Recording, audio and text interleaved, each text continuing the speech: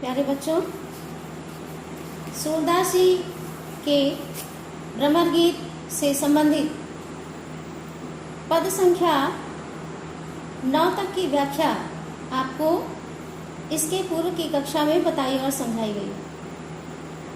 आज हम लोग आगे पद संख्या 10, 11 और 12 की व्याख्या को पढ़ेंगे और समझेंगे।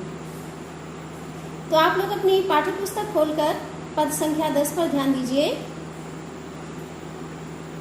निशिदिन बरसत नयन हमारे, सदा रहती बरसा ऋतु हम पर, जब तय श्याम सिधारे।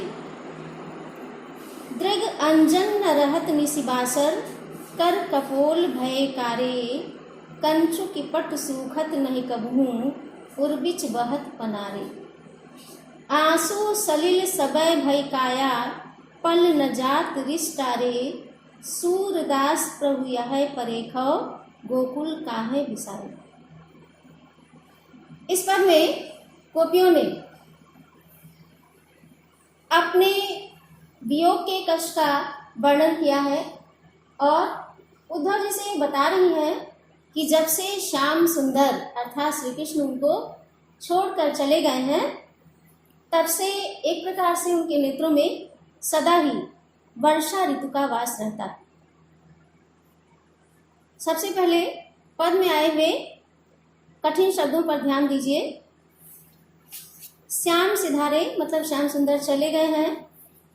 अंजन माने काजल, दृग माने नेत्र, निशिवासर यानी दिन रात, कर माने हाथ, कपोल माने गाल, उर माने हृदय, पनारे माने पनाली नाली बहना, सलिल माने जल, काया माने शरीर। तो इस प्रकार से पद से संबंधित कठिन शब्दों के अर्थ आपको बता दिए गए हैं। व्याख्या पर ध्यान दीजिए। कह रही हैं गोपियां, निस्दिन बरसत नयन हमारे। हे उद्धव, हमारे नेत्र श्री कृष्ण के वियोग में दिन रात आंसुओं की वर्षा करते रहते हैं। सदा रहती वर्षा ऋतु हम पर, जब तय श्याम सिधारे। जब से श्याम सुंदर हमको छोड़कर यहाँ से प्रस्थान कर गए हैं, गोकुल छोड़कर मथुरा चले गए हैं, तब से हमारे इन नेत्रों में सदा ही वर्षा ऋतु का वास रहता है। हमारे नेत्रों में सदा से ही वर्षा ऋतु छाई रहती है। तो सामान्यतः काले बादलों के चले जाने के बाद वर्षा समाप्त हो जाती है, लेकिन यहाँ हमारे जो श्याम हैं घनश्याम, उनके जाने के बाद उनके वियोग में हमारे ये नेत्र दिन रात आंसुओं की वर्षा करते रहते। दृग अंजन न रहत निश्वासर, चाहे दिन का समय हो या रात का, हमारे नेत्रों में काजल एक पल भी रहने नहीं पाता। यानी इन आंसुओं की वर्षा के कारण हम नेत्रों में जो काजल लगाए रहती हैं वो टिकता नहीं है, उन्हीं आंसुओं के साथ बह जाता है। तो कर कपोल भय कारे, तो चूंकि हमारी आंखों का काजल दिन रात बह करके हमारे कपोल पर गिरता है आंसुओं की वर्षा के रूप में, आंसुओं की वर्षा के साथ साथ नेत्रों का जो काजल है वो भी बहता रहता है। इसलिए आंसू पोंछने के कारण कर माने हमारे हाथ और कपोल माने हमारे गाल, यानी हमारे हाथ और हमारे कपोल दोनों ही काले हो गए हैं इन आंसुओं को पोंछते पोंछते। कंचु की पट सूखत नहीं कबहूँ, उर्बिच बहत पनारे। यहाँ तक कि हमारे नेत्र इस प्रकार से दिन रात बरसते रहते हैं श्याम सुंदर के वियोग में, श्री कृष्ण के वियोग में, कि हमारा जो वस्त्र है, हमारे शरीर का वस्त्र कभी सूखता नहीं है, कभी सूखने नहीं पाता है। और हमारे हृदय के बीच से जैसे लगातार आंसुओं की वर्षा के कारण जो आंसुओं की धाराएं हैं वो नाली के रूप में बहती हैं, पनाले के रूप में बहती रहती हैं। आंसू सलिल सबय भई काया, पल न जात रिष्टारे।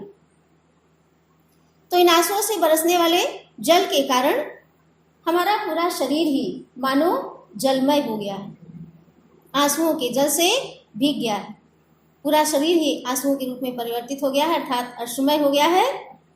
अपन न जात रिष्टारे, और ऊपर से एक पल के लिए भी कामदेव का क्रोध हमारे प्रति शांत नहीं रहता।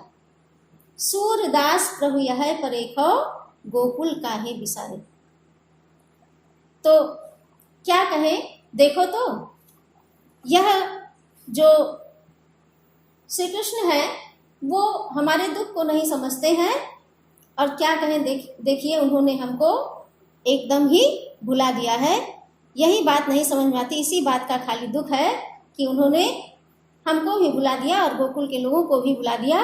क्यों भुला दिया, जबकि हमारी स्थिति उनके वियोग में यह है कि हमारे नेत्र दिन रात उनके वियोग के दुख के कारण, उनके वियोग जनित कष्ट के कारण आंसुओं की वर्षा करते रहते हैं। तो पद संख्या 10 की व्याख्या आपने समझ ली है। इसके आगे के पद पर ध्यान दीजिए, पद संख्या 11। इस पद में गोपियों ने उद्धव से एक प्रकार से कहा है कि वास्तव में जो ब्रज में ज्ञान का संदेश लेकर के आए, निर्गुण ब्रह्म की साधना का संदेश लेकर के आए, इससे उनकी कोई हानि नहीं हुई, बल्कि श्री कृष्ण के प्रति उनका प्रेम, उनका अनुराग और भी अधिक बढ़ गया। कहती है, उद्धव भली भई ब्रज आए, विधि कुलाल कीन्हे कांचे घट, ते तुम आनि पकाए। रंग दीन्हो हो कान्ह सांवरे, अंग अंग चित्र बनाए, पातय गरे न नयन नेह तय, अवधि अटा पर छाए। ब्रज करि अमा जोग ईंधन करि, सुरत आन सुलगाए, फूंक उसास विरह प्रजरन संग, ध्यान दरस सेराए। भरे संपूर्ण सकल प्रेम जल, छुअन न काहू पाए, राज काज तय गए सूर प्रभु, नंद नंदन कर लाए। सबसे पहले पद में आए हुए कठिन शब्दों पर ध्यान दीजिए। घट कहते हैं घड़े को, कुलाल माने कुम्हार, अवधि माने समय, अटा माने अट्टालिका, अमा माने वह अमा जिसमें आग को जला करके कुंभकार अपने मिट्टी के कच्चे बर्तनों को पकाता है। सुरति माने स्मृति।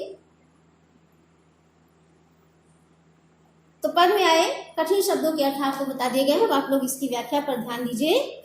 उद्धव भली भई ब्रज आए, कह रही हैं, एक प्रकार से व्यंग कर रही हैं गोपियां उद्धव जी के ऊपर।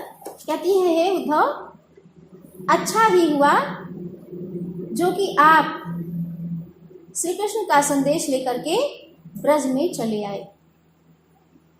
यहां आकर के आपने अच्छा ही किया, क्योंकि विधि कुलाल कीन्हे कांचे घट, ते तुम आन पकाए। क्योंकि विधाता रूपी कुम्हार ने हम गोपियों के रूप में हमारे जिस शरीर रूपी कच्चे घड़े का निर्माण किया था, कच्चे घड़े को बनाया था, ते तुम आन पकाए, उसको तुमने आ करके परिपक्व कर दिया, पका दिया। विधाता रूपी कुम्हार ने हमारे शरीर रूपी जिन कच्चे घड़ों को बनाया था, उसको तुमने आकर के पका दिया। रंग दीन्हो हो कान्ह सांवरे, अंग अंग चित्र बनाए। तुमने क्या किया है, चूंकि तुम बार बार हमारे सामने निर्गुण ब्रह्म की उपासना का संदेश दे रहे हो, हमसे श्री कृष्ण को भूलने को कह रहे हो, तो इससे हमारा प्रेम और अधिक परिपक्व हो रहा है, श्री कृष्ण के प्रति हमारा अनुराग और अधिक बढ़ रहा है। इन शरीर रूपी जो हमारे घड़े थे, आज जब श्री कृष्ण के वियोग में हम दुखी हैं, हमारे नेत्रों से आंसुओं की वर्षा हो रही है, तो उस वर्षा के जल से एक कच्चा घड़ा गल गया होता कच्ची मिट्टी का रहा होता, अगर ये पका ना होता तो ये गल जाता, नष्ट हो जाता। लेकिन अच्छा हुआ कि तुम योग का संदेश लेकर के चले आए। आप जो योग का संदेश लेकर के आए हैं, उससे श्री कृष्ण के प्रति हमारा प्रेम और अधिक परिपक्व हो गया और अधिक दृढ़ता उसको मिली है और बढ़ गया है। तो श्री कृष्ण के विविध जो क्रीड़ाएं थी, उनकी जो लीलाएं थी, उनके रंग बिरंगे चित्रों से वास्तव में तुमने हमारे एक एक अंग को और अधिक सजा दिया। पातय गरे नयन में, अच्छा ही हुआ। अगर ये घड़ा कच्चा रहता तो हमारे नेत्रों से जो स्नेह का जल उनके वियोग के दुख में गिर रहा था, उससे यह कच्चा बर्तन गल जाता। आज तक ये क्यों नहीं गला, उसके लिए गोपियां बता रही हैं कि चूंकि हमारी आंखें लगातार उनके अवधि रूपी अट्टालिका पर छाई रहती हैं। जो अवधि वो हमसे बता के गए थे, जो समय हमको बता करके गए थे कि हम शीघ्र ही वापस लौट करके चले आएंगे, 2-4 दिनों में मथुरा से ब्रज वापस लौट कर चले आएंगे। तो उस लिए उनकी वह जो अवधि रूपी अट्टालिका थी, ऊपर की ओर देखने के कारण जो नेत्रों से गिरने वाला जल था, उनके वियोग का जल था, यानी जो आंसू थे, उससे ये कच्चा बर्तन आज तक गला नहीं। और अच्छा ही हुआ कि तुमने आकर के इसको और अधिक पक्का कर दिया। तो आंसुओं के वर्षा जल से ये गल नहीं पाया, क्योंकि आंखें अवधि रूपी अट्टालिका पर छाई हुई थी, अवधि रूपी अटारी पर छाई हुई थी। इसलिए अब आप जब इसको परिपक्व बना रहे हैं तो कैसे कैसे उन्होंने पकाया, उसके संबंध में आगे बता रही हैं। ब्रज करी अमा जोग ईंधन करी, आपने आकर के क्या किया कि संपूर्ण ब्रज को ही आवा बना दिया। कुम्हार आवा बना करके उसमें आग को जलाता है। तो यहाँ कौन सी आग है? जोग ईंधन करी, योग का जो ईंधन है, तुमने उस ब्रज रूपी आवा में योग रूपी ईंधन को डाल दिया। अब सुरत आन सुलगाए,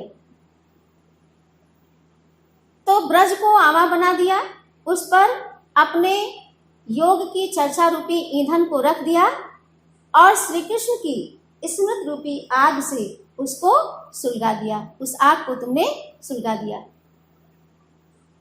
फूक उसास विरह प्रजनन संग ध्यान दरस से राय, और श्री कृष्ण के विरह की अग्नि के कारण हमारी जो निश्वासें थी, उस विरह की निश्वास की वायु से विरह की लपटें उठी और उस जलती हुई आग में हमारे जो ये शरीर रूपी घड़े थे, ये पक गए, परिपक्व हो गए। जो कच्चा घड़ा था वह पक कर तैयार हो गया। अध्यान दरस से राय, तो जब वो घड़ा पक गया तो श्री कृष्ण के दर्शन प्राप्त करने की इच्छा और ध्यान से उस पक्के घड़े को हमने शीतल कर लिया। अर्थात आपके साथ जो हमने श्री कृष्ण की चर्चा की, उससे हमारे मन में उनके दर्शन की इच्छा और उनके दर्शन के प्रति और अधिक लालसा उत्पन्न हुई और उस हृदय में उस दर्शन का सुख हमने प्राप्त किया। इस प्रकार से विरह के कारण जो हमारा जलता हुआ मन था, उसको शांति मिली। तो भरे सपूरन सकल प्रेम जल छुवन न काहू पाए, अब ये जो घड़ा है, यह श्री कृष्ण के प्रेम रूपी जल से पूरी तरह से भर गया है और इस भरे हुए घड़े का, इस प्रेम रूपी जल से भरे हुए घड़े का स्पर्श आज तक कोई नहीं कर सका। राज काज ते गए सूर प्रभु नंद नंदन कर लाए। तो सूरदास जी कहते हैं कि गोपियां उद्धव से कह रही हैं कि हे उद्धव जी, ये घड़े हमारे नंद के नंदन, नंद के मन को आनंदित करने वाले श्री कृष्ण के लिए सुरक्षित है, जो कि राजकाज के लिए कुछ समय के लिए हमको छोड़कर गए हैं।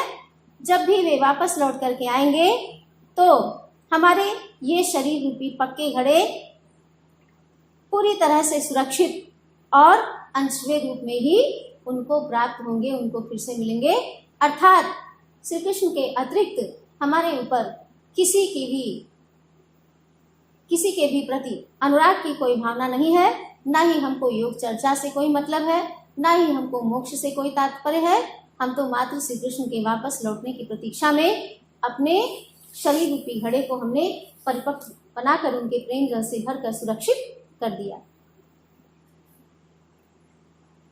अगले पद पर ध्यान दीजिए, पद संख्या 12, जिसमें गोपियों ने पुनः एक बार अपने नेत्रों की भूख श्री कृष्ण का दर्शन बताते हुए अपने नेत्रों की भूख को स्पष्ट किया है कि किस प्रकार से हमारी जो ये आंखें हैं, हमारे जो नेत्र हैं, दिन रात इनके मन में श्री कृष्ण के दर्शनों की भूख रहती है, क्षुधा रहती है, अर्थात ये श्री कृष्ण के दर्शन की अभिलाषा रखती है।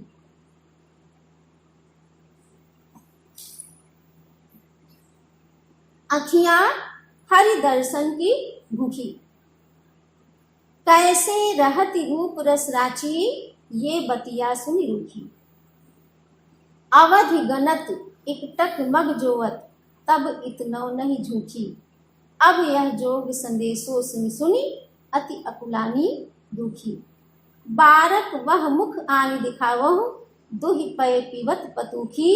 सूर सुकत हठ नाव चलावत, ये सविता है सुखी। तो हमारी जो आंखें हैं, इनमें सिर्फ श्री कृष्ण के दर्शनों की भूख है, उन्हीं के दर्शन की भूख, उन्हीं के दर्शन की अभिलाषा इनको पीड़ा प्रदान कर रही है, खाली उन्हीं के दर्शनों की इच्छा है। हे उद्धव, हमारी ये आंखें श्री कृष्ण के दर्शन की अभिलाषा की भूख लिए हुए हैं। इनकी बस एक ही इच्छा है, एक ही अभिलाषा है कि ये श्री कृष्ण के दर्शन प्राप्त करें, ये श्री कृष्ण के दर्शनों के लिए व्याकुल है। कैसे रहती रूप रस राची, ये बतिया सुन रूखी। इसीलिए आपकी यह जो रूखी सूखी नीरस ज्ञान की बात है, योग की बात है, उस योग की चर्चा को सुन करके श्री कृष्ण के रूप और रंग में, उन्हीं के प्रेम में किस प्रकार से रची बसी है, पगी हुई है, आपकी बातों को सुन करके धैर्य धारण करना इनके लिए संभव नहीं है। अवधि गणत एकटक मग जोवत, तब इतनो नहीं झूठी। आपके आने से पूर्व जब हमारी आंखें श्री कृष्ण के वापस लौटकर आने की अवधि का एक एक दिन गिनती रहती थी, एक तक टकटकी लगाकर उनका रास्ता देखती रहती थी कि कब वो वापस लौट करके आएंगे, कब इनका कष्ट समाप्त होगा, तब इतना नहीं झूठी। तब भी इनको कभी इतना अधिक दुख नहीं प्राप्त हुआ था। लेकिन अब यह जोग संदेशो सुन सुनी, अति अकुलानी दुखी। लेकिन अब आपके द्वारा जो यह योग का संदेश बार बार सुनाया जा रहा है, आपके द्वारा सुनाए जा रहे इस योग के संदेश को सुन करके इनका दुख, इनकी व्याकुलता और अधिक दोगुनी हो उठी। इनका कष्ट दुगना बढ़ गया है, ये और अधिक दुखी हो गई है, इनका कष्ट और अधिक बढ़ गया है। बारक वह मुख आनि दिखावहु, दुहि पय पीबत पतुखी। तो आपसे हमारी एक ही विनती है, एक ही निवेदन है कि श्री कृष्ण के उस मुख का एक बार हमको दर्शन करा दो, जिस मुख से वह पत्ते का दोना बना करके उसमें गाय के दूध को धो करके पी लिया करते थे। एक बार हमको ला करके उसी सुंदर रूप का दर्शन करा दो, उसी सुंदर रूप की झलक दिखा दो। सूर सुकत हठ नाव चलावत, ये सविता है सुखी। तो गोपियां कह रही हैं कि हे उद्धव जी, आप अपने इस योग का उपदेश देकर के, इस निर्गुण ब्रह्म की साधना का उपदेश देकर के उतना ही असंभव कार्य करने का प्रयास कर रहे हैं। हठ पूर्वक किसी सूखी बालू से भरी हुई नदी में जिस प्रकार से कोई नाव चलाने का प्रयास करे, वैसा ही प्रयास आप योग के संदेश के द्वारा हमारे श्री कृष्ण के प्रेम में डूबे हुए हृदय पर योग संबंधी जो उपदेश है, योग साधना का जो उपदेश है, उसके द्वारा मानो वैसा ही प्रयास कर रहे हैं जैसे कोई व्यक्ति हठपूर्वक किसी सूखी नदी में, अर्थात जब नदी सूखी है तो उसमें बालू रहेगी, तो उस बालू से भरी हुई नदी में जिस प्रकार कोई हठपूर्वक नाव को चलाने का प्रयास करता है, उसी प्रकार श्री कृष्ण के प्रेम में डूबे हुए हमारे हृदय पर योग संबंधी साधना का कोई प्रभाव पड़ने वाला नहीं है। लेकिन हमको बार बार योग की चर्चा सुनाकर ब्रह्म की साधना का उपदेश देकर आप वैसा ही प्रयास कर रहे हैं जैसे कोई बालू में नाव चलाने का प्रयास करता है। तो इस प्रकार से सूरदास जी के भ्रमर गीत संबंधी जितने भी पद थे उनकी सबकी व्याख्या आपको समझा दी गई है। इसी के साथ सूरदास का आपके पाठ्यपुस्तक का पाठ्यक्रम समाप्त होता है। आगे की कक्षा में पढ़ाए गए पदों से संबंधित प्रश्नावली आपको क्रमशः